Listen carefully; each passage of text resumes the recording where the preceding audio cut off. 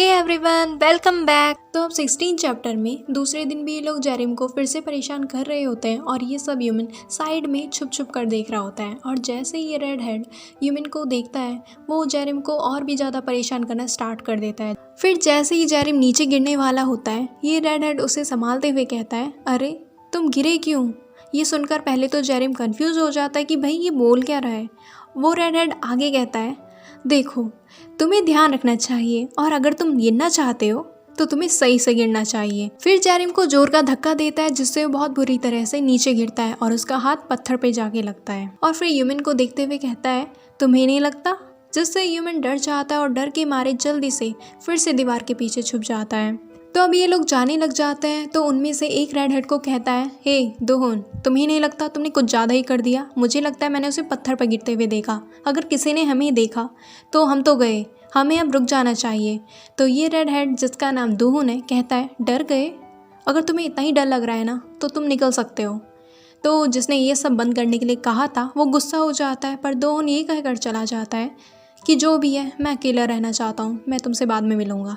अब जेरिम को दिखाया जाता है जो अपने डॉक्यूमेंट्स को फिर से सेट कर रहा होता है। ये कहते कहते वो कमीने, क्या वो अपने काम से काम नहीं रख सकते? मेरे सर पे भी लग गई, पर कब लगी? पर तभी वहाँ पर यूरी आता है जिसे देखकर पहले तो जेरिम चौंक जाता है और फिर अपना काम दोबारा से करने लग जाता है। यूरी पहले तो वहाँ से जाना चाहता है पर फिर रुकता है और वेंडिंग मशीन से कोल्ड ड्रिंक की कैन लाकर जेरिम के सामने रखता है, ये कहते हुए कि आज गर्मी हो रही है तो ये लो।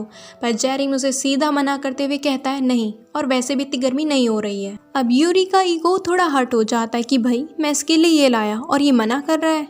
तो वो पूछता है क्यों? तो जेरिम गुस्से से कहता है, नहीं, मुझे ऐसी कोई चीज़ नहीं चाहिए जो तुम मुझे दो, तुम मतलबी हो। यूरी कहता है, हाँ मैं भी क्या ही सोच रहा था एक फेवर करने की, वो भी तुम पर। जेरिम अजीब सी शक्ल बनाकर कहता है, मैंने भी नहीं मांगा। पर यूरी से ज़बरदस्ती वो कैन देते हुए कहता है, जस्ट टेक इट, मैं बस अच्छा बनने की कोशिश कर रहा हूँ, ये अजीब होगा अगर तुम मना करोगे। तो जेरिम उस कैन को लेते हुए कहता है, okay thanks for being nice, मैं ये अप्रिशिएट करता हूँ, पर तुम मुझे देने की कोशिश मत करो, हम इतने भी क्लोज नहीं हैं और क्या पता तुमने इसमें जहर मिलाया हो। तभी यूरी जेरिम के हाथ को देखता है जो कि ब्लीड कर रहा होता है। वो जेरिम को बताने की कोशिश करता है पर जेरिम को तो कोई होश ही नहीं होता और ना ही वो यूरी की सुनता है और अपने काम में दोबारा से लग जाता है।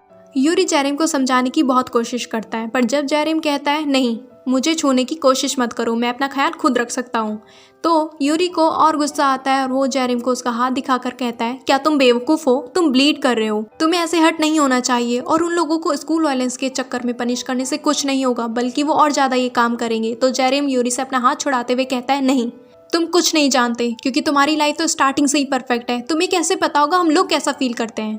अब वो दोनों शांत हो जाते हैं तो फिर यूरी आराम से जेरिम को मनाने की कोशिश करते हुए कहता है, ठीक है तो चलो पहले तुम्हारी चोट सही करते हैं, जिस पर जेरिम साफ मना कर देता है।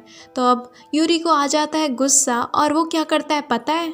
वो जेरिम के गाल खींचने लग जाता है और कहता है, बंद करो ये जिद्दीपना, मैंने देखा था तुम्हें गिरते हुए, क्या तुम्हें दर्द नहीं होता? और वो दोनों इसी तरह से पीछे जा रहे होते हैं पर तभी जेरिम का हाथ जिस पे चोट लगी हुई है वो पीछे दीवार पर टकराता है जिसके दर्द से जेरिम पूरा कांप जाता है। तभी यूरी पूछता है कि अब उसे क्या हुआ और जेरिम रोते हुए कहता है, ये दर्द कर रहा है। सो दैट्स फॉर टुडे, मिलते हैं नेक्स्ट वीडियो में। Till then take care and bye.